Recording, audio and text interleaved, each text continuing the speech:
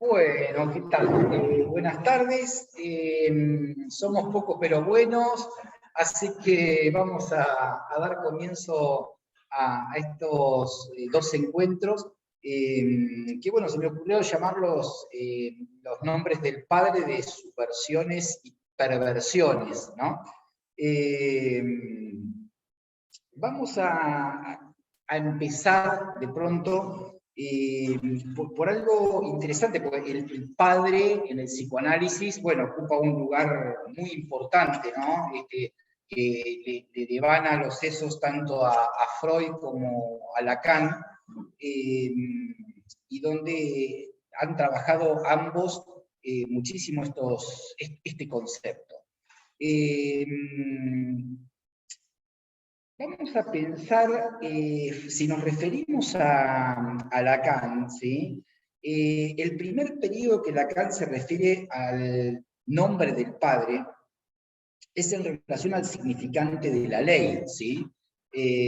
Significante del nombre del padre introducido por la madre, ¿sí? Desde la metáfora paterna, ¿sí? Muchos de ustedes capaz que lo saben, por si no lo conocen, lo voy a escribir. Una cuestión preliminar a tratamientos posibles de la psicosis. También lo trabajan en el seminario 4, ¿sí? Lo que es la metáfora paterna, y que pone el deseo de la madre sobre X, ¿sí? No sé si se alcanza a ver, D mayúscula, M mayúscula sobre X, ¿sí? Y luego pone en esta metáfora, el deseo de la madre cae, ¿sí? Bajo la barra de la represión, ¿sí? Y adviene el nombre del padre, ¿sí? Aquí. Y pone, esto sería congruente con 1 sobre Falo. Es decir, ¿qué quiere decir esta metáfora paterna? ¿Qué quiere decir Lacan con esto?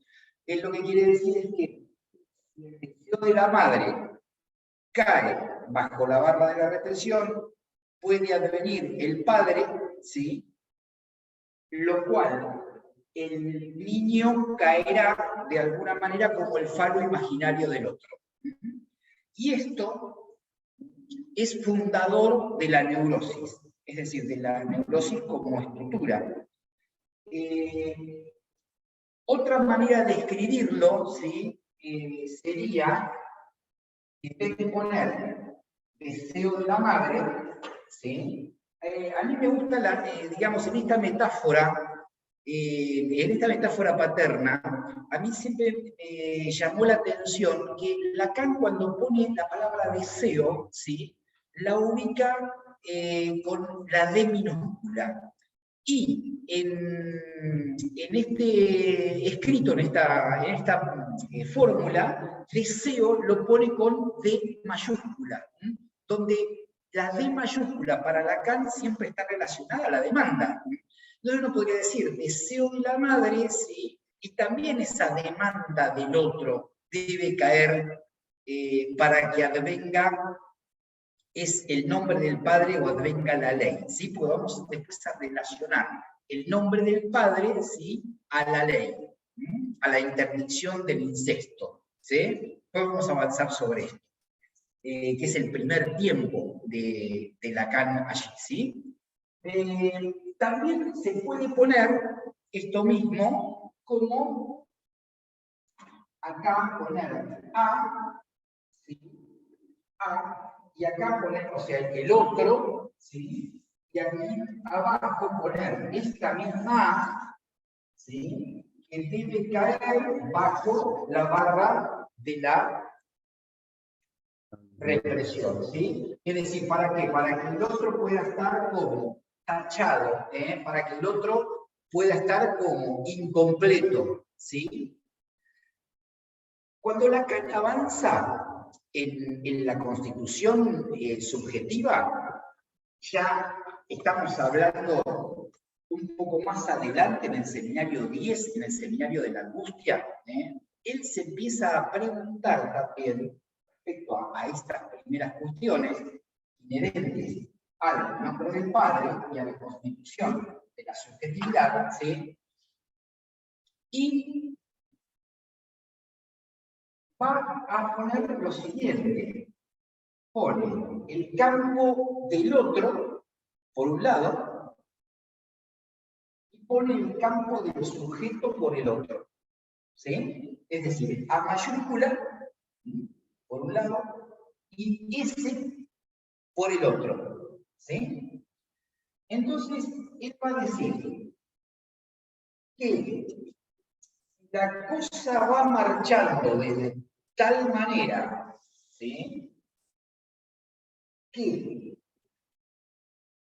ese tiempo donde hay, podríamos decir, complementariedad absoluta entre el sujeto y el otro, algo de esto cae, el sujeto, que todavía no lo es, ¿sí?, va a pasar al campo del otro como tachado. ¿Sí? Ahora les voy a explicar qué implicaría esto. El otro va a pasar al campo del sujeto también como tachado o incompleto. Entonces podríamos decir que hay un primer tiempo, ¿sí?, que es tiempo que lo podríamos denominar tiempo de goce, ¿sí? Es el tiempo de goce absoluto entre el sujeto y el otro. Que si se produce la caída del otro, ¿sí?, habrá un segundo tiempo que es el tiempo de angustia. Que es el tiempo donde el sujeto no es todo para el otro y el otro no es todo para el sujeto. Se produce la pregunta de ¿qué voy? ¿Qué voy? Que es en italiano ¿quién soy? Y no hay respuesta, ¿sí? El sujeto pregunta ¿quién soy? Al otro, y el otro no le puede responder con todos los significantes, ¿sí? Entonces se produce como un estado de que el tiempo de angustia, de separación, de este primer tiempo de alienación, ¿sí? Así se constituye el sujeto. Entonces podríamos decir que aquí también funcionó el nombre del Padre para que se pase a este otro tiempo, ¿sí?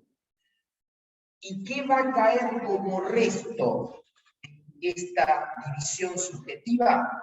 Va a caer como resto de Lacan ese objeto que él inventa, que ya lo empieza a nombrar en el seminario 9, pero que le da categoría de objeto A en el seminario 10, ¿sí?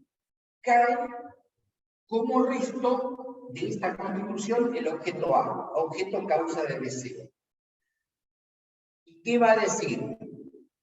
Que entre el sujeto y este objeto falta,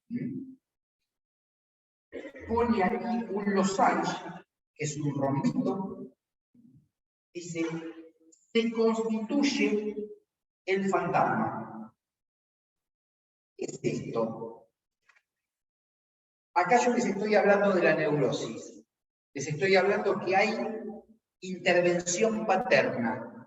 Si no hay intervención paterna, no les podría estar hablando de la neurosis. ¿Qué quiere decir esto? Que hubo un tiempo, volvemos al primer tiempo, al tiempo de goce, ¿sí? Es el tiempo de completud absoluta, que podríamos decir el paraíso. Vamos a nombrarlo el paraíso bíblico, ¿sí? Pero, ¿qué pasa en el Génesis? Viene un Dios que expulsa del paraíso, ¿sí? Expulsa del paraíso, ¿qué quiere decir? Que hay sexualidad y muerte. Cuando estamos en este segundo tiempo de angustia, ¿por qué hay angustia? Porque el sujeto está ya tachado ¿sí? Atravesado por la sexualidad y por la muerte. Es un cuerpo sexuado y mortal. ¿Sí? Bien, pero claro, ¿cómo vivir con ese peso? Entonces tiene que caer ahí un objeto A que sea causa de deseo, que acoplado con el sujeto tachado, con el sujeto distinguido, ¿sí? Ya no completo del paraíso, constituyen el fantasma. ¿Qué sería el fantasma para el neurótico? Muchas veces por ahí nos preguntamos, y bueno, ¿y el fantasma qué es esto? Clínicamente pensado, ¿qué es el fantasma para el neurótico? Y el fantasma para el neurótico es simplemente, es una máquina de crear deseo, ¿sí? Donde intenta fantasmáticamente restituir ese goce perdido. El fantasma intenta restituir el paraíso perdido, que ya se perdió, ¿sí? Pero bueno, reniega, ¿sí? Porque acá estamos en el campo de la falta, estamos en el campo de la castración. ¿Y el fantasma qué hace? Va a renegar de la falta y de la castración, ¿sí? E intenta justamente transgredir y restituir ese goce perdido, a veces con consecuencias graves para el neurótico, ¿sí? Bien, justamente el análisis lo que hace es un trabajo sobre eso, ¿sí? Donde se juega, hay una repetición pulsional en el sujeto que lo lleva fantasmáticamente a cometer los mismos actos neuróticos, si lo queremos pensar, ¿sí? Bien, entonces, esto es como para poder introducir un poquito acá la importancia de la cuestión del padre para poder pensar la estructura. Y específicamente, si queremos pensar la neurosis, estaríamos pensando dentro del campo de la neurosis. ¿Sí? Bien. Más adelante, Lacan sigue avanzando, ya a partir de, estamos en el seminario 17, ¿sí? El reverso del psicoanálisis, ya un poco más adelante, los años 70, ¿sí? Y el nombre del padre va a ser formulado como un operador estructural en relación al falo y a la falta. ¿Sí? Entonces, operador estructural, ¿qué quiere decir? Que, bueno, el falo estructura la subjetividad, de alguna manera, ¿sí? Y el nombre del padre es lo que yo decía al principio, es el que produce la caída del falo imaginario de total goce con el otro, ¿sí? Introduce la falta y esa falta sería, de alguna manera, un operador estructural, ¿sí? En la subjetividad. Bien, ese sería un segundo tiempo.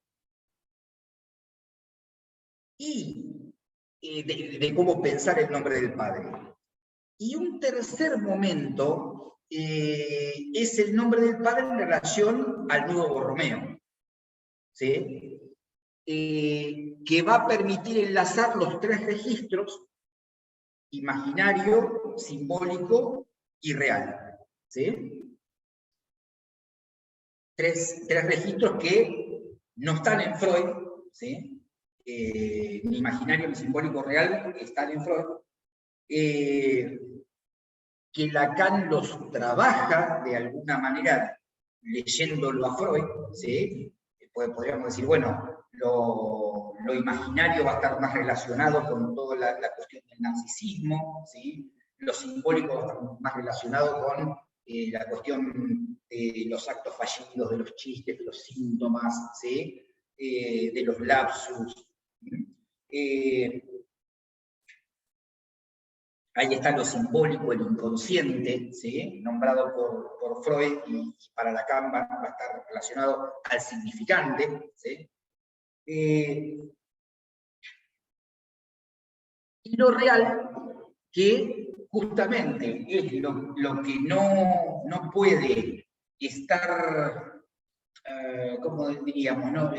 No está subsumido ni por la imagen ni por la palabra, ¿sí? Es decir, lo real no es ni lo imaginario ni lo simbólico. No lo puedo poner ni en imágenes ni en palabras, ¿sí? Yo digo, todo aquello que no se puede cortar ni pegar es de lo real, es del orden de lo real, ¿sí? No lo puedo cortar ni pegar, ¿sí? Entonces, eso es lo real. Lo inefable, exactamente, gracias Osvaldo, exactamente. Bien, entonces, digamos que en este tercer momento lo va a anudar el concepto del nombre del Padre a los registros. Y en el síntoma a través de la escritura de Joyce. Estamos hablando ya en el seminario más adelantado, que es el seminario 23, si mal no recuerdo. Dirá que el nombre del Padre como síntoma implicará una solución que se constituye más allá del Padre. ¿Sí?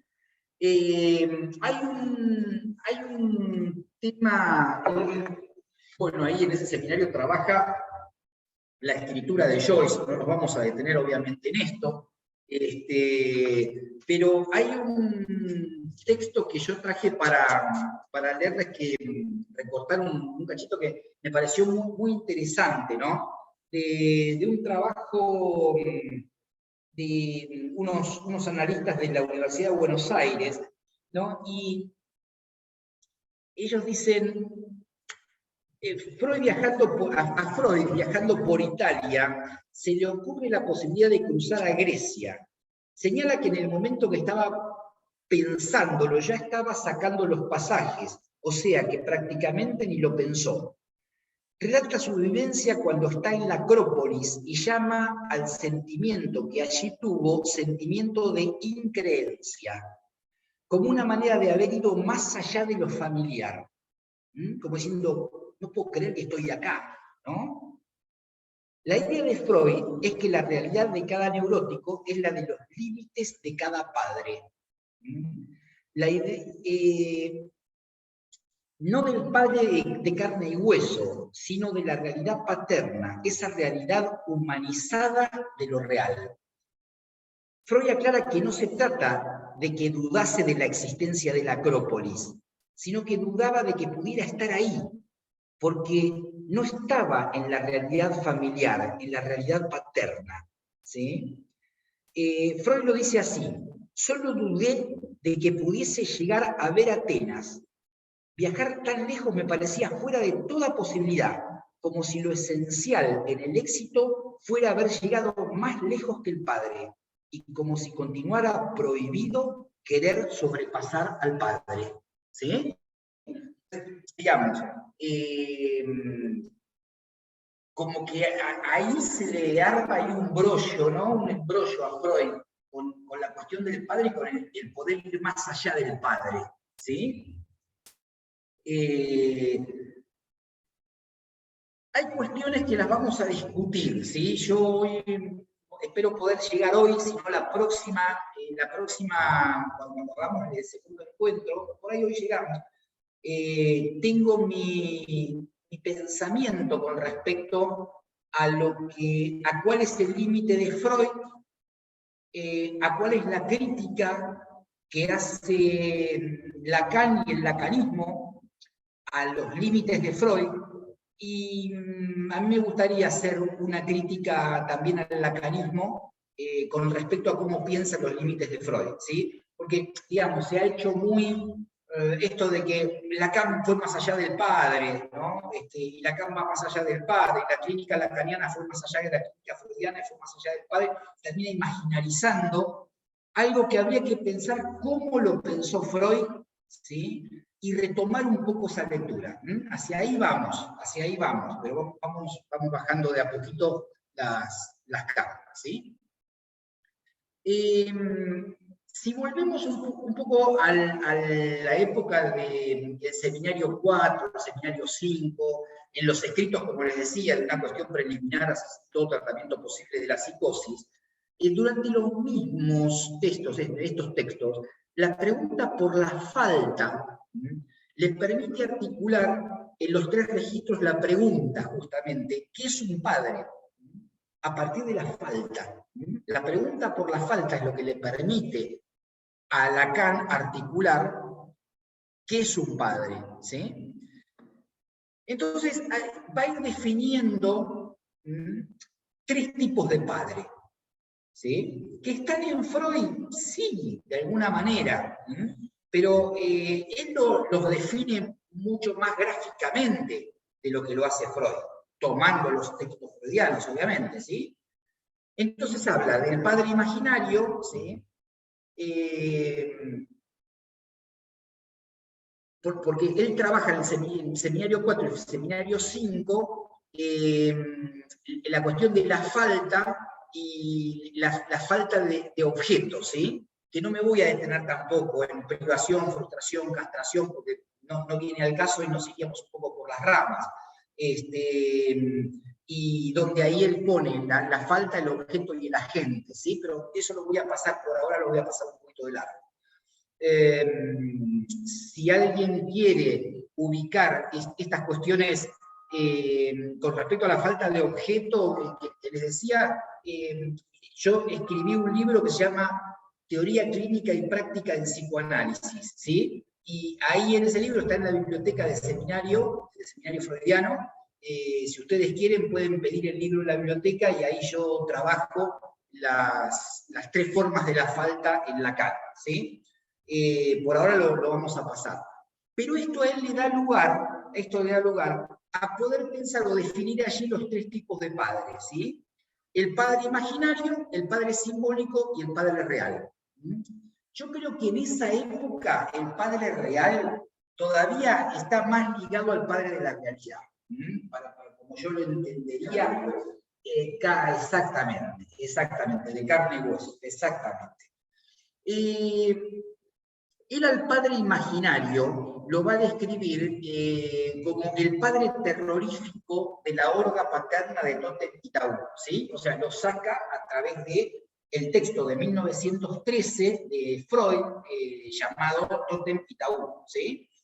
Entonces, digamos, en el texto de Totem y Tabú, ¿cuál es el argumento freudiano? ¿Cuál es el mito de Totem y Tabú? Que hay un padre terrible, el padre de la horda, que goza de todas las mujeres del clan, ¿sí? Este padre tiene el derecho al goce de todas las mujeres del clan. Y los hijos, ¿sí?, no pueden acceder a ninguna de ellas. Bien, ¿qué sucede en el mito de Totem y Tabú? La fratría, es decir, los hermanos, los hijos de este padre, se reúnen, ¿para qué? Para asesinarlo, ¿sí? Y producen el asesinato del padre. Esto lo vamos a retomar también después, ¿sí? Porque yo la idea que tengo es poder trabajar este concepto del padre con un seminario, que es el seminario 19, que se llama Opiur, puntos suspensivos Opiur. Yo creo que algo les anuncié cuando en el flyer anuncié algo de esto de O peor, ¿sí? Entonces, bueno, estos hijos, esta fratría, los hermanos se reúnen y asesinan al padre. Pero no se conforman con asesinarlo, ¿sí? Ahí no termina la cosa, sino que luego de asesinarlo, lo cocinan, ¿sí? Lo cocinan, ¿sí? Pollo al espiedo, y se lo comen en la llamada comida totémica. Bien. ¿Y qué pasa? ¿Qué es lo que describe Freud ahí? Describe de alguna manera que a través del mito de tótem y tabú, en la comida totémica ellos lo que incorporan es la ley del padre. ¿Por qué? Porque no es que matan al padre y se acuestan con las mujeres del clan, sino que matan al padre e incorporan la prohibición.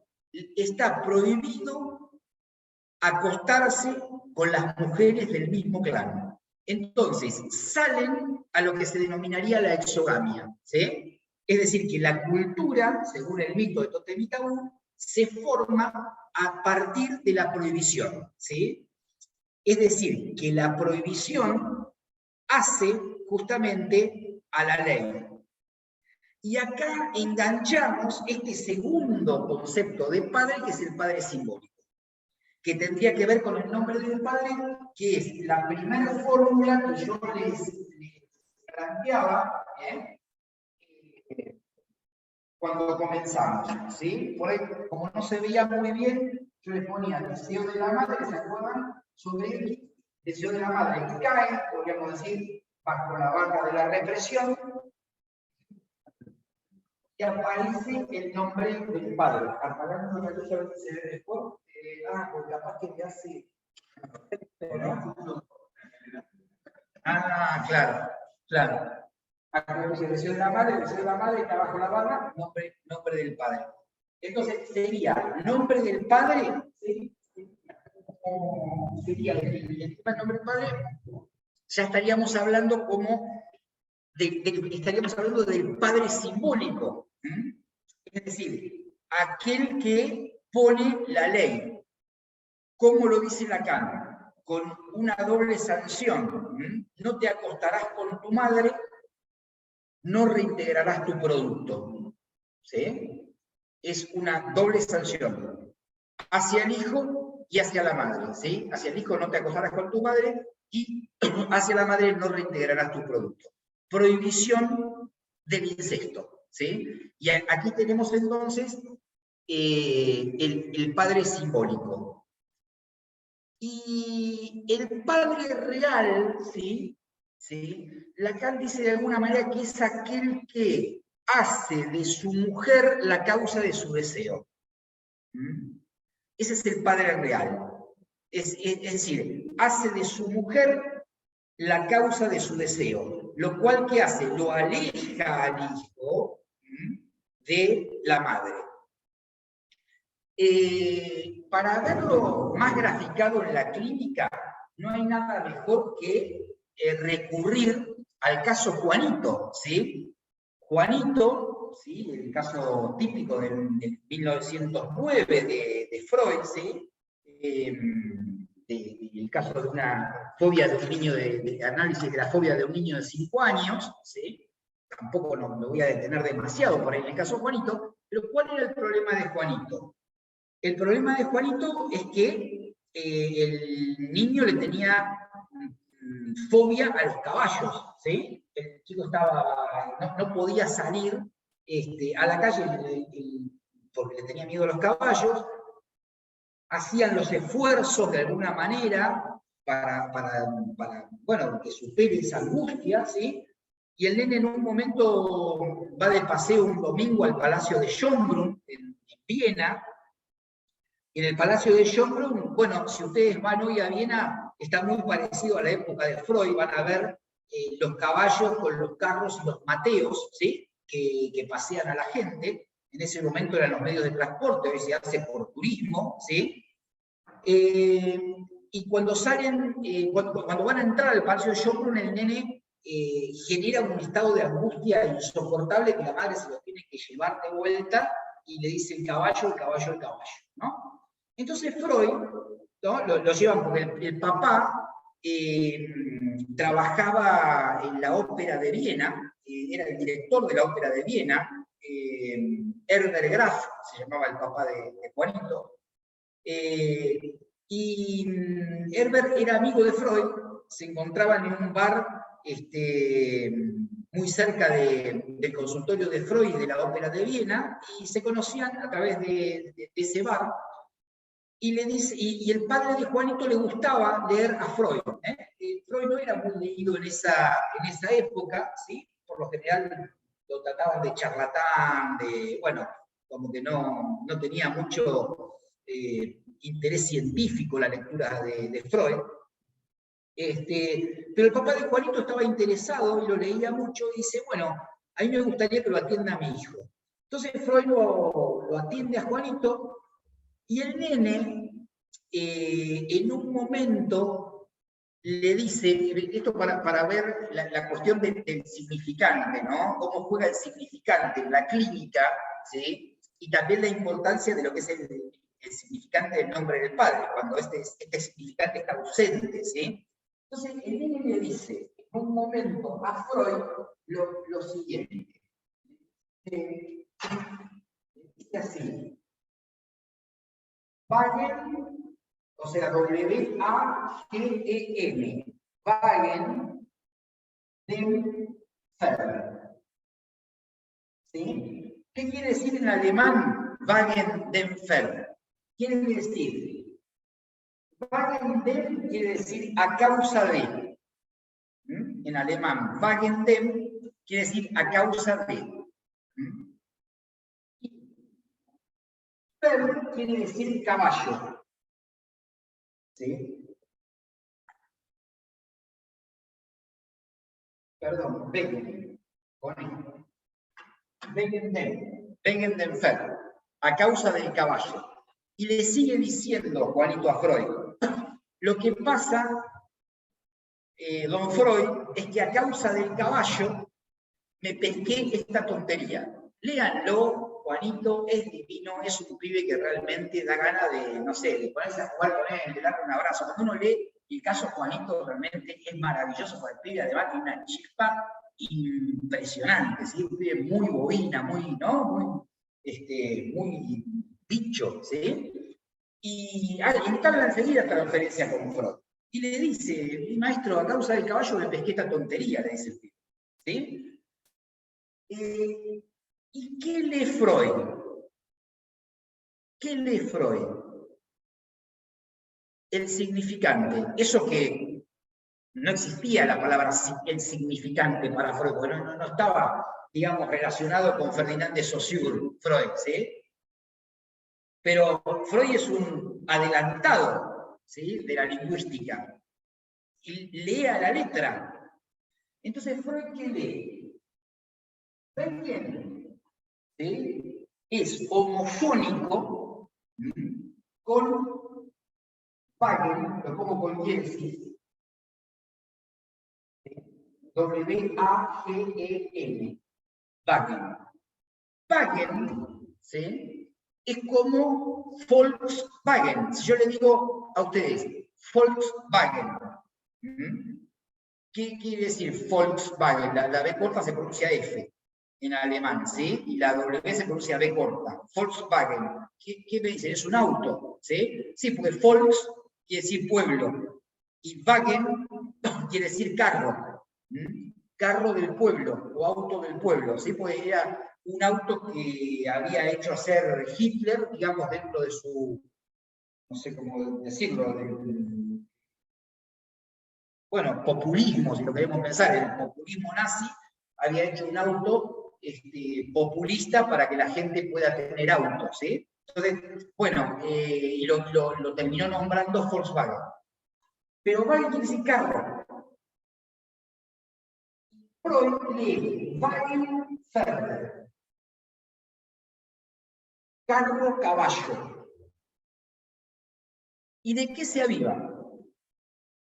Dice, Juanito está tan pegado a su madre como un caballo lo está a un carro. Porque el nene le tenía fobia no solamente a los caballos, ¿sí? Pues se interpretó por muchos lados, ¿no?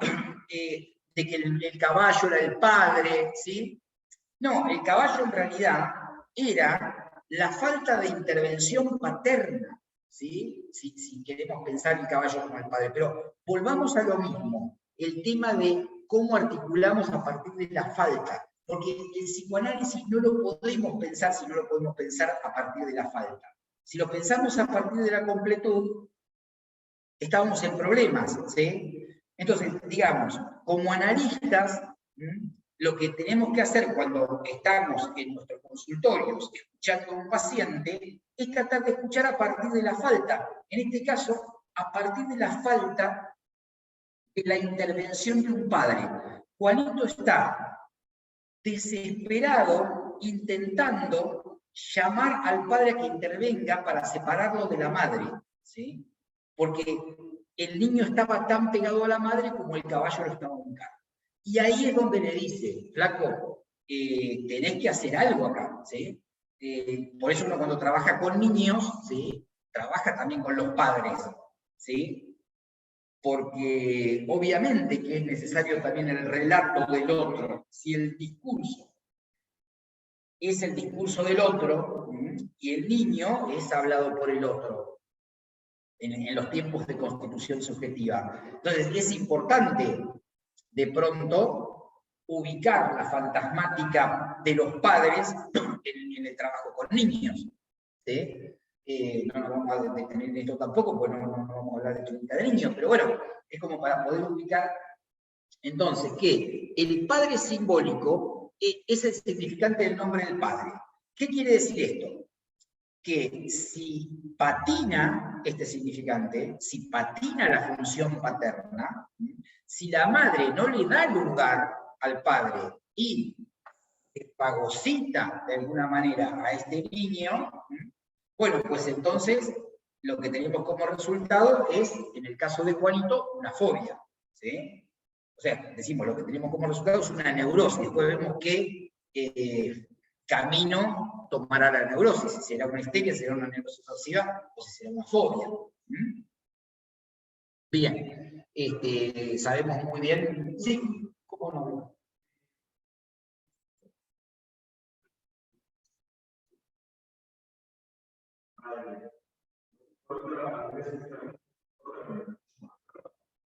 Exactamente, Lucas. Por si no se escuchó, Lucas lo que pregunta es que no introducir la ley del padre es como no cortar con el capricho materno. Exactamente, sería esto, ¿no es cierto? Sí, como cuando decimos materno, yo quiero sacarlo de la cuestión de género, ¿sí? Porque para que no se entienda, porque si no parecía que decir, Lacan era un machista, o Freud era un machista. Claro, se cae con todas estas cuestiones de género que no tiene que ver. Capricho materno o ley del padre, o sea, no tiene que ver con que sea el papá de carne y hueso o la mamá.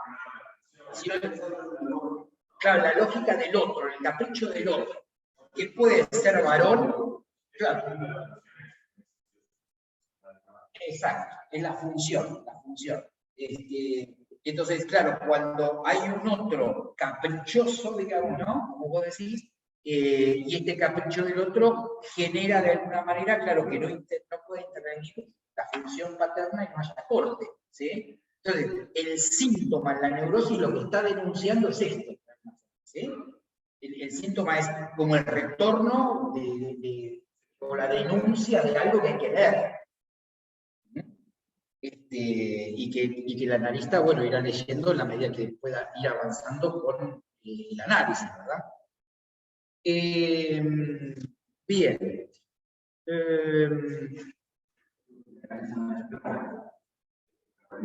Claro. Exacto.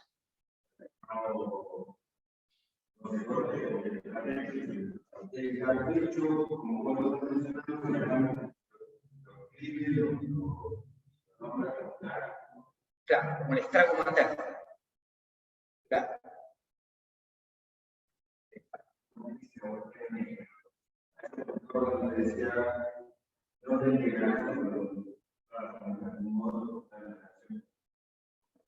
Claro.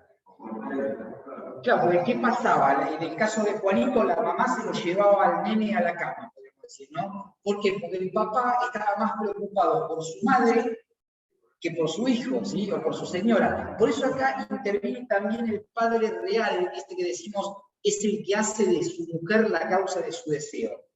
Porque, ¿qué quiere decir? Si el padre real interviene y hace de la mujer la causa de su deseo, lo libera, ¿sí?, al hijo de ese estrago que decíamos recién, ¿se entiende?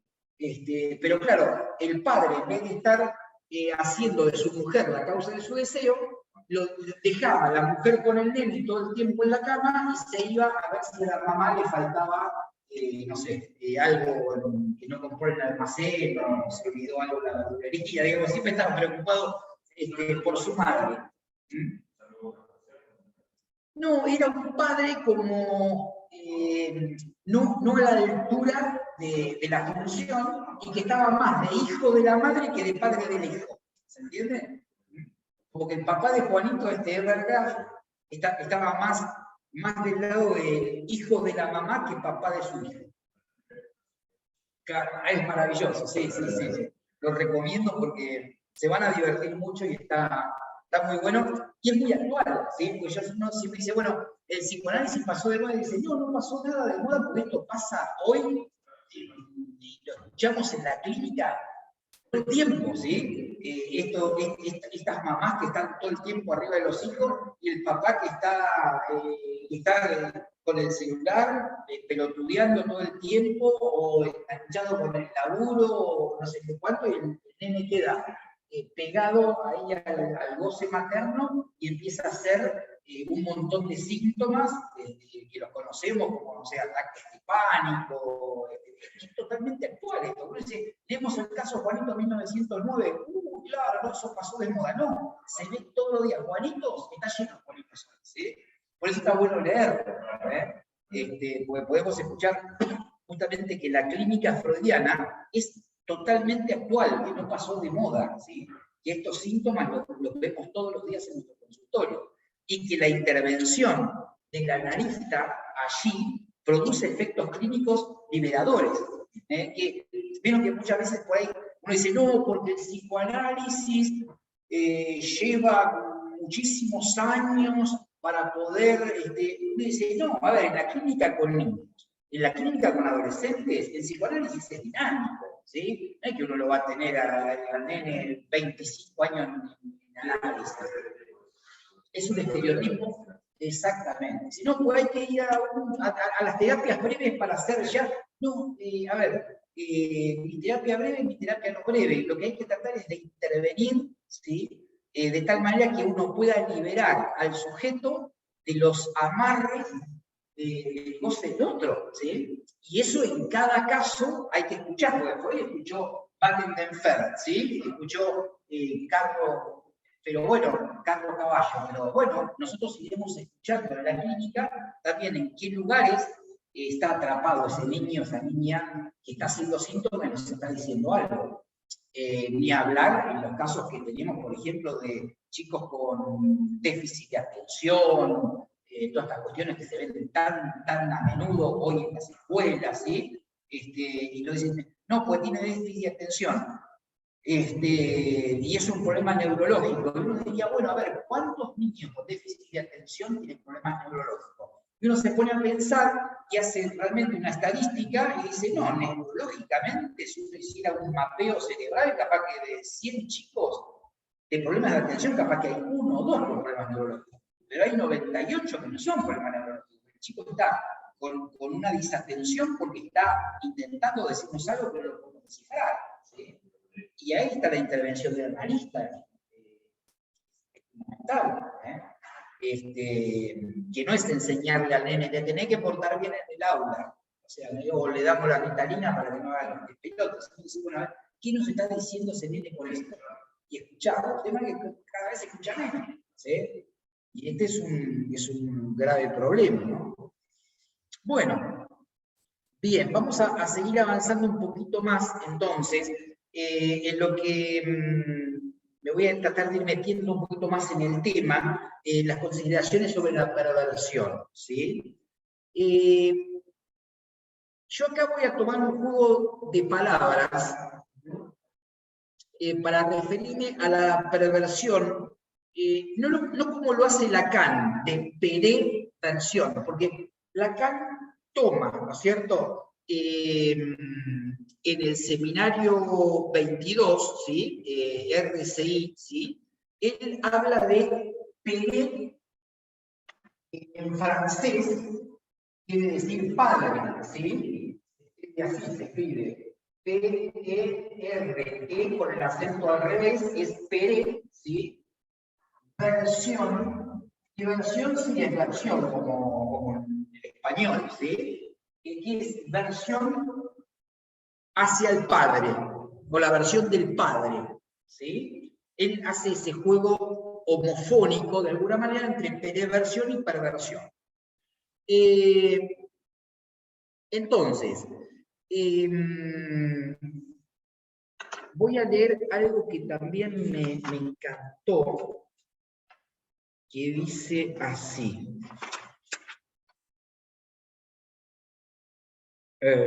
Dice, con esta articulación, Lacan ubica algo totalmente novedoso que supone algo de un orden distinto de la prohibición. Porque efectivamente, el nombre del padre ordena, ¿sí? Claro, ordena porque pues, estamos hablando de que funda de alguna manera el nombre del padre es la ley. Esto sí, esto no, por acá sí, por acá no, ¿sí? Decir ordena supone al menos dos perspectivas. Dice que no, pero al decir que no, uno se orienta. ¿Mm? Es decir, que ordena el campo posible. Con la madre no se puede. Entonces me quedan todas estas mujeres, pero la madre no. ¿Mm? Por eso decimos que ordena, por un lado, y ese orden del no orienta. ¿Sí? Fíjense los graves problemas que tenemos hoy en la cultura con la declinación del nombre del padre, donde ¿qué? No hay no. Y los chicos que no tienen no están desorientados en la vida. ¿Sí? Pero ese no dice dentro del campo de las posibilidades cuál es la condición que hace que elija a una entre otras. El padre de la perversión, en cambio, es el que está ligado de una manera singular a una mujer. Y con eso orienta un posible goce, hace de modelo de cómo se las arregla con el otro sexo. Y también subraya que es un goce siempre limitado. Ese es el pequeño goce, esa pequeña satisfacción que uno se da antes de comer. Es decir, esta versión del padre es la del que orienta respecto de esas pequeñas cosas de la vida, esos pequeños gustos de la vida. Es decir que el nombre del padre, de alguna manera, estamos diciendo, es el que dice no y ordena. Y la versión del padre es la que orienta, la que da, como diciendo, bueno, con esta no, pero con esta puede ser, con la otra también, fíjate. ¿Sí? Hay una versión ahí del padre que habilita, claro, exactamente, que da los significantes para poder entrar en un campo de goce limitado, podríamos decirlo, ¿sí? En un campo de goce limitado. Como diciendo, no pueden ser todas, esta tampoco, pero te oriento a algunas, ¿sí? Yo siempre digo que los argentinos estamos siempre desorientados, ¿sí? O sea, cuando yo me acuerdo cuando uno dice, bueno, cuando voy a votar, uno dice, no sé a quién votar, porque son todos iguales, te dicen, ¿no? Dice, votás a uno, votás al otro, siempre es un quilombo. Entonces, yo me acuerdo que cuando era pibe, vino Alfonsín, ¿no? Después de la democracia, ¿no? Y yo estaba con un entusiasmo bárbaro, porque, digamos, veníamos del peronismo ese que agarraba al niño de iglesia, que quemaba los cajones, los peronistas, los montoneros que habían cagado activo a todo el mundo en la década del 70, y venía un tipo que hablaba de democracia, que hablaba de derechos, que hablaba de decir, bueno, ahora los que éramos más o menos jovencitos, decíamos, estábamos más orientados. Y yo me acuerdo que mi hijo me decía, mirá, dice, está bueno que estés entusiasmado, participar, pero no te la termines de creer, porque para mí Alfonsín, Dios después estaba Alfonsín, Dios y los demás. ¿no? Y yo no era radical, ni mi familia era radical. Mi hijo decía, guarda, dice, no te la creas, dice, por acá yo ya tengo 50 y pico de años y desde viví la época de los conservadores, de Irigoyen, todo lo que vinieron después, los milicos, y esto siempre fue más o menos igual. Dice, ojalá que a este hombre le vaya bien, ¿no? Hoy yo tengo 58 para 59 y le termino diciendo lo mismo a mis hijos. Entonces uno dice, ¿por qué estamos tan desorientados? Estamos hablando de 100 años ya, ¿no? Acá y seguimos en la misma. Entonces, ¿quién es el padre de la patria? ¿No? ¿Quién es el padre de la patria? San Martín, ¿no? Y entonces San Martín, ¿qué le dice la máxima que le dice a Mercedita? Serás lo que debas ser, o si no, no serás nada. Imagínense, Mercedita, pero no se lo dice a Mercedita, si es el padre de la patria, nos lo está diciendo a nosotros. O sea, un padre que le dice a sus hijos, serán los que deban ser, o si no, no serán nada.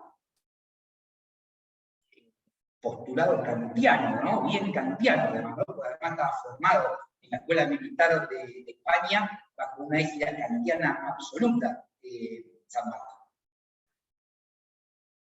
No somos nada, porque si yo a mi hijo le digo, serás lo que deba hacer, y si no, no serás nada. Aquí no es lo mismo que yo le diga a un goce limitado, mirá, podés ser, si querés ser ingeniero, podés ser ingeniero, si querés ser filósofo, sé filósofo, querés ser barrendero, sé barrendero, querés ser hippie, sé hippie, podés elegir. ¿Sí?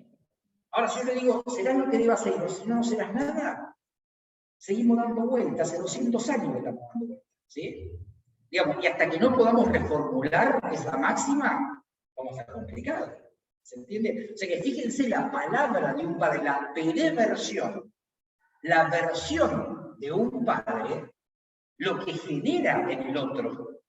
¿Sí? Bueno, esto que yo lo digo a nivel sociológico, a nivel sociopolítico, llevémoslo a cada paciente. ¿Qué nos dijo el otro en su versión? ¿Y qué pudimos hacer de eso? Y hasta dónde pudimos llegar y hasta dónde nuestros análisis lo podemos cuestionar. ¿Sí? Porque cuando eso no se puede cuestionar, estamos complicados.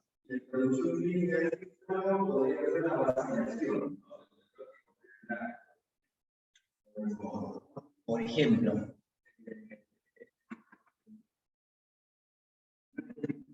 exacto, exacto. Claro, o seguir a un líder perverso. ¿No? Entonces, claro, como es, serás lo que debas hacer, o si no, no serás nada. Entonces decís, bueno, y viene uno que me dice, esto debe ser. ¿Sí? Entonces sigo a ese líder. Y ahí lo enganchamos con la religión, el padre en tanto religión, ¿sí? O sea, ¿cuál es el punto del padre como Dios a quien la masa lo sigue? Y bueno, sabemos cuáles son las consecuencias, ¿no? Bien, entonces tenemos que Lacan habla de la pereversión. Pero me gusta tomar del español la homofonía, peor versión. ¿Sí? En el seminario 22, la pereversión es un modo de versión paterna que estructura a la subjetividad, que es lo que estábamos diciendo recién. Un modo de función paterna que estructura a la subjetividad. ¿Sí? Es decir, que la subjetividad perversa, entonces, es un modo de estructuración que se constituye a partir de una versión paterna.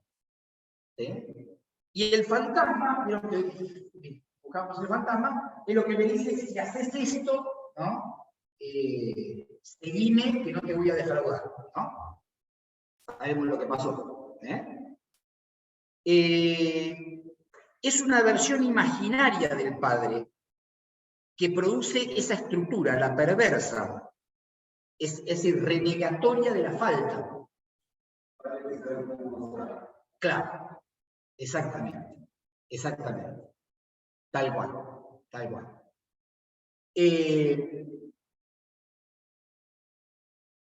Así como una versión simbólica del padre producirá una estructura neurótica, es decir, de falta. Un padre en falta va a producir algo diferente, ¿sí? Es decir, que las distintas versiones del padre, imaginarias o simbólicas, van a producir diferentes posiciones ante la castración. ¿Sí? Por eso les decía, voy a acuñar el término peor versión, que instituye la perversión como estructura. Ahora sí estoy hablando de la peor versión, que ya no, en la cual no vamos a hablar de la neurosis, sino que sería la peor versión que va a instituir a la perversión como estructura. Sería una versión imaginaria del padre que lleva al peor lugar. En el seminario 19 se llama así, puntos suspensivos,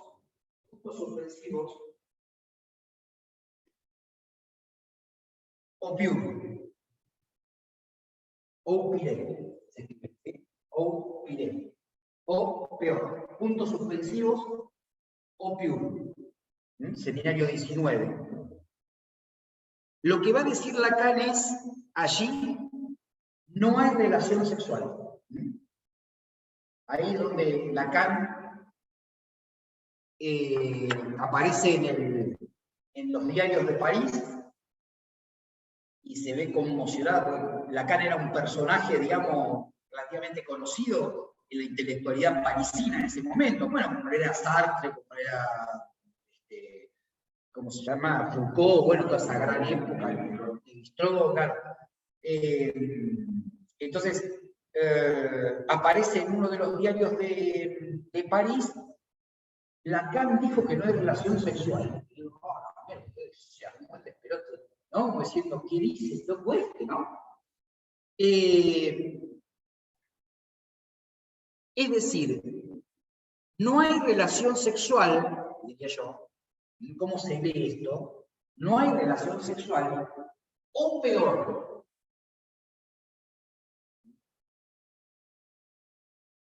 por eso a mí me gustaba jugar con esta homofonía, ¿sí? Lacan habla de perversión, ¿sí? Y jugar con esta homofonía de peor versión. Peor versión, ¿sí? No lo dice Lacan esto, ¿sí? Pero es decir, para que podamos pensar que no hay relación sexual o peor. Los puntos suspensivos que suplantan la frase no hay relación sexual implican una escritura en Lacan, donde nos está diciendo que no hay relación sexual, es del orden de lo real. Lo escribe con puntos suspensivos para decirnos que es algo que no puede ser representado por significantes. No puede ser representada la no relación sexual. Y si es un real, esto implica que es un real que constituye la neurosis, inscribe al sujeto en el campo de la neurosis. Pues digamos, que no haya relación sexual permite la neurosis. Que no haya complementariedad entre los sexos. ¿Sí? Eso sería, ¿por qué? Porque en el primer gráfico que les hacía, estábamos en este tiempo, ¿sí? Acá en este tiempo, ¿sí? Acá hay relación sexual. ¿Sí? Acá hay relación sexual. ¿Sí? Y en este tiempo, ¿sí? Podemos decir, no hay relación sexual. ¿sí? Y el fantasma, ¿qué implicaría? Se lo hago de vuelta para poder pensarlo, ¿no? El fantasma, ¿qué implicaría? Que intenta que haya. Pero ¿qué hace Dios en el paraíso, en el Génesis? Los expulsa a Adán y Eva, porque en el paraíso había relación sexual en el sentido que había total complementariedad. Pero cuando muerden el árbol de la sabiduría, muerden la manzanita y quedan expulsados del paraíso, porque Dios les había dicho, che, loco, está todo bien, pero no muerdan el arbolito de la manzana, pues se pudre. Y Eva, entonces me van a tratar de machista, pero Eva le dice, no, pero pasa que somos brutos. Le dice, che, Adán, eche las pelotas, vamos a morderla, dale, vamos a morder. No, Eva, date, joder, que somos obsesivos. Entonces, lo que nos dice el otro es religión y obviamente no podemos ir más allá de transgredir la palabra de Dios. Entonces, Adán obsesivo le dice a Eva, está lindo leerlo, el que está muy bueno. Le dice, no, Eva, escucha las pelotas, no, Dios nos dijo que no, que yo al Padre lo respeto. No sea boludo, dale. Bueno, y va el otro y se deja con eso. Muerde el árbol de la manzanita. Y se pudrió, apareció Dios y dijo, afuera. Entonces, dice, bueno, los hechos, no es un Dios malo, ¿sí? En el sentido que le dice, bueno, se van del paraíso, pero van a parir los hijos con dolor, se ganarán el pan con el sudor de su frente, es decir, les da la tierra para lavarla, les dice que vas a tener que raspar, ¿no? En los codos, pero vas a poder sobrevivir, porque si vos labras la tierra vas a poder comer, ¿sí? Pero el dolor, la muerte y la castración están presentes, cosa que en el paraíso no había. Acá donde hay relación sexual, no hay dolor, no hay muerte y no hay castración. ¿Sí? Acá, cuando caes en el paraíso, pasas acá, ¿sí? Hay dolor, muerte y castración. Entonces, ahí no hay relación sexual. ¿Sí? Y Dios se encarga de que, dice, bueno, ellos quieren volver con el fantasma, quieren volver al paraíso, pero le ponen los patoicas, que en la Biblia se llaman los querubines, pero los querubines son patobas, ¿sí? Lo que nosotros conocemos como los patobas, ¿sí? Entonces, esos pelotudos que piensan poco y obedecen al otro, le dicen, bueno, acá Dios dice que no entran, eran bien morruditos, le dice, no, afuera, ¿sí? Y no pueden entrar. Bueno, al neurótico, ¿qué le pasa? Cuando le fracasa el fantasma le dice, mira, no hay relación sexual, no hay relación sexual, no hay relación sexual, por ahí se deprime. Porque ¿qué le pasa al neurótico? Dice, y estoy desilusionado, se melancoliza. Porque claro, creía que había relación sexual y se empieza a avivar de que no la hay. Y a veces no soporta que no la haya. ¿Sí? Y ahí aparece la melancolización, entre otras cosas, ¿no? En la clínica, ¿sí?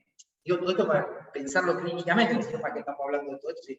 No lo podemos pensar como un paciente ahí que nos está relatando en la clínica esto, y le está diciendo, y no hay relación sexual, uy, bueno, chocolate con la pizza, te avivaste con una relación sexual, buenísimo, vamos bien, entonces. ¿Sí? El problema es cuando, bueno, vamos a ver cómo se produce el problema en los análisis también, ¿sí? Cuando nos tenemos que cuidar los analistas también de ciertas cuestiones que las vamos a ir viendo más adelante. Entonces,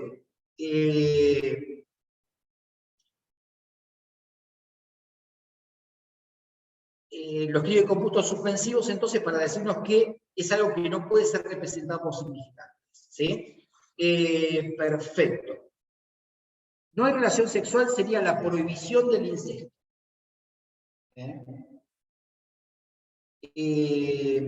Es tótem y tabú de Freud, que comentaba. Eso sería no hay relación sexual. Sería la prohibición del incesto, sería tótem y tabú en Freud. Es el padre muerto de la horda primitiva, que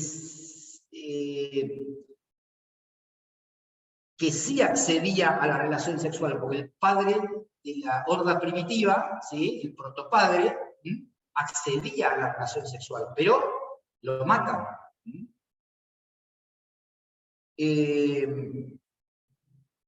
Entonces, no hay relación sexual, sería el padre muerto de la orden primitiva, pero es asesinado por los hijos y comido en el banquete totémico.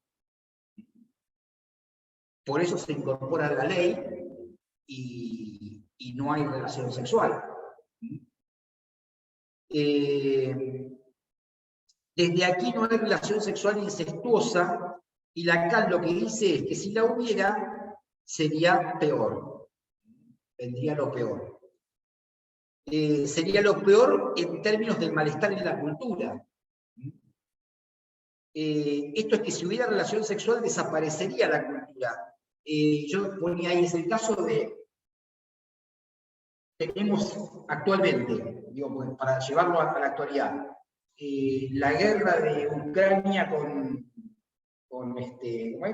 Rusia, ¿sí? O la de Estados Unidos con Siria, o la de, no sé, Israel con Palestina. Dice, bueno, pero Europa mira de afuera, ¿sí? Y digamos, ¿y por qué mira de afuera? Uno diría, y porque si se mete, ¿sí? Y empiezan a volar las bombas atómicas de Rusia para este lado y de este lado para Rusia, hay relación sexual, ¿sí? Pero desaparece la cultura. Nos matamos entre nosotros. Claro, claro. Es el goce sin límite. ¿Sí? Entonces uno diría, claro, si hay uno que pretende todo el goce, se llame Estados Unidos contra Siria, o se llame Rusia contra Ucrania, no importa quién sea. O claro, por ejemplo, exacto, que pretende todo el goce, y el otro responde, ¿no? Con todo su goce también, habría relación sexual posible. Pero la cultura no quedaría nada. Como dijo Einstein, quizás las cucarachas sean lo único que sobrevivan, ¿no? Entonces, digamos, los neuróticos nos angustiamos, ¿sí? Acuérdense que pasamos a este lado, este tachado a tachado. Nos angustiamos ante la cercanía de eso, ¿sí?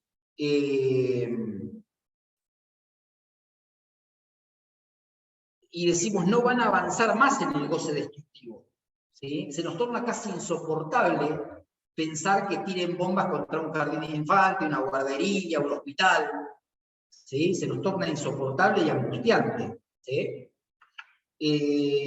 Pero eso porque somos neuróticos, no porque somos perversos. El perverso, ¿qué hace? Pretende la relación sexual, ¿sí? Y goza de eso.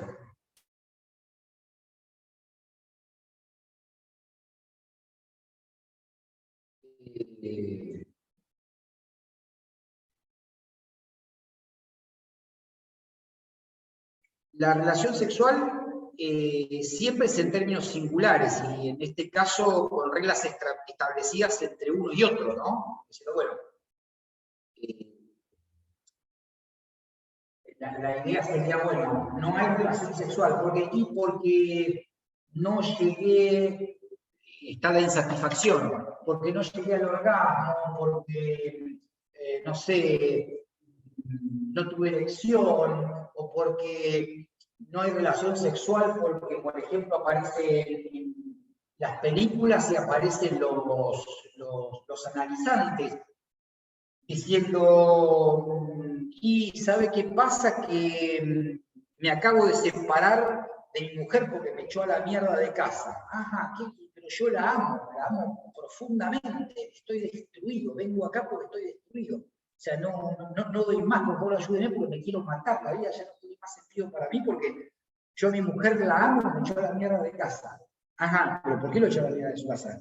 Y porque me agarró, no sé, en un desliz con, no sé, con la vecina, con la secretaria, con la amiga de ella.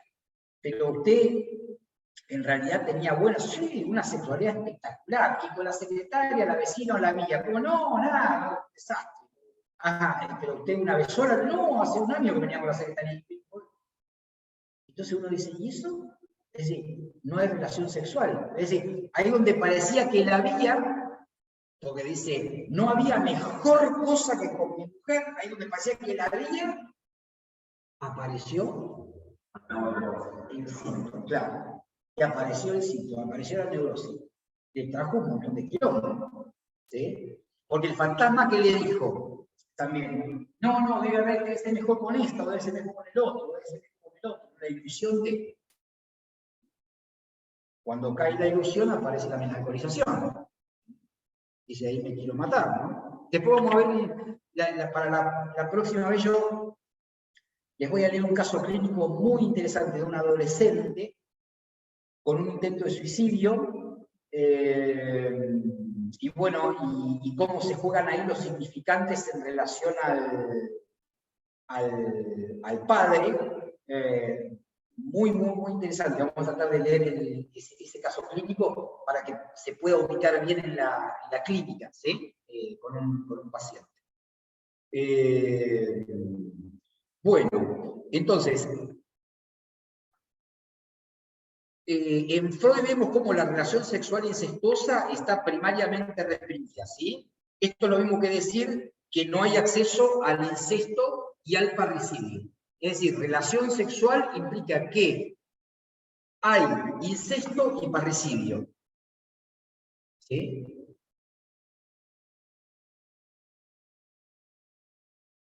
Quiere decir que si hubiera asesinato del padre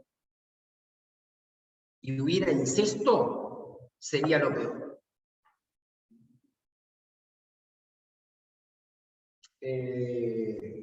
Bien. Bueno, yo por ahí dejaría ahí como para que podamos avanzar la próxima un poco más. Yo había trabajado un poco el tema de la importancia de la castración, cómo Freud avanza en relación a que esto lo vamos a retomar la próxima, pero es un adelanto, una avant premiere, digamos, ¿no? de la próxima charla, así ya vamos cerrando la idea. Pero Freud, en Análisis Terminable e Interminable, dice, me encuentro con la roca viva de la castración. Entonces, digamos, ahí hay una panzada lacaniana. Freud se quedó con la roca viva de la castración y nosotros somos más papa que el papa. ¿Sí? Entonces los lacanianos somos más, sí, la tenemos re clara, vamos más allá de Freud, ¿no? Lo matamos al padre, lo asesinamos. ¿Sí?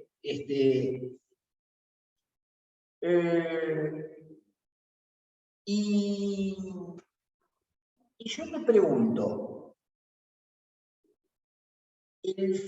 la finalidad de un análisis, ¿no es la castración?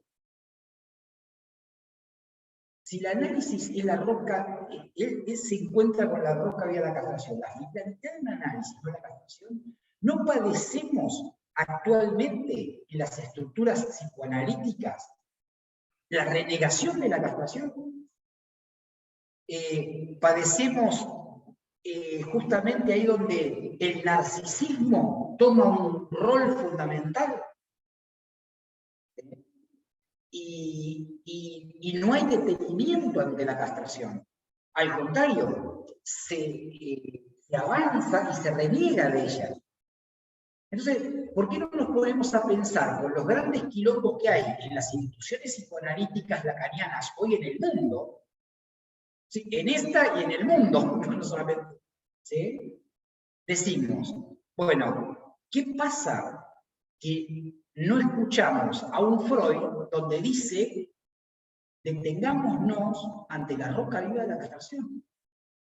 Si no es, todo el goce es posible. ¿Sí? Y es como si yo quiero salir a comprarme, a mí me encantan los autos, me encantan los coches, soy un fanático, tengo coches de colección, lo que puedo. Pero claro, los coches de colección que yo tengo son una Cooper Fiat 1500, un DKW. A mí me gustaría tener un Porsche de colección, me gustaría tener una Ferrari de colección. Claro, Cristiano Ronaldo. Pero es la roca viva de la castración. Es decir, ¿yo qué hago entonces? ¿Me compro una Ferrari y un Porsche ¿Y qué hago? ¿Salgo a robar al banco? ¿Qué hago? ¿Cago gente? No sé, digo, no se me ocurre por ahí. ¿Pongo los peores objetos en juego? ¿Los peores objetos que tengo los pongo en juego para acceder a algo inalcanzable, para tener relación sexual? Ahí estaría o peor. Entonces, volvamos a Freud.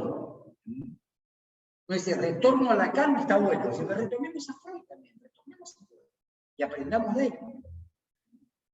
Y eso es lo que me interesaría por ahí trabajar también. Roca vida de la castración implica castración. Y castración es castración. Si no podés, no podés.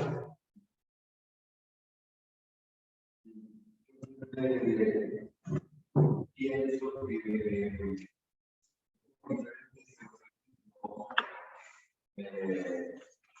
para referirnos a los primeros análisis, creo que al fin y al cabo un análisis es un saber hacer con lo que aprendido. Un análisis está para cada sujeto en la singularidad de cada quien un modo de hacer con lo que aprendido, pero al fin y al cabo inscribir la realidad.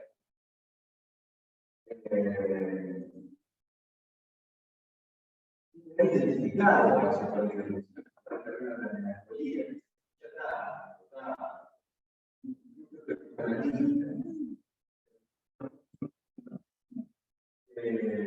Melancolía como exceso de narcisismo, ¿eh?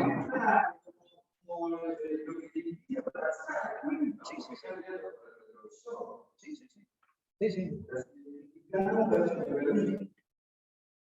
Exceso de narcisismo. Y si nos dificulta pensar en cómo hacemos avanzar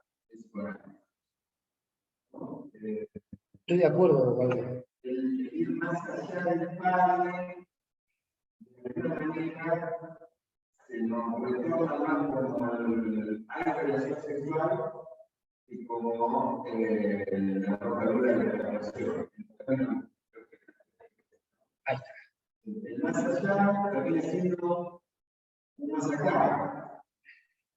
Un goce es posible. Claro. Un goce es posible, sí. Y desde lo imaginario, narcisísticamente imaginario, ¿no? Si el otro, Cristiano Ronaldo, tiene el Porsche y la Ferrari de colección, ¿y por qué no la voy a poder tener yo? Y bueno, me retorna el objeto, la sombra del objeto recae sobre el yo, ¿no? Y ahí está donde vos decís la melancolización, ¿no? Claro, termino pagando un precio muy alto.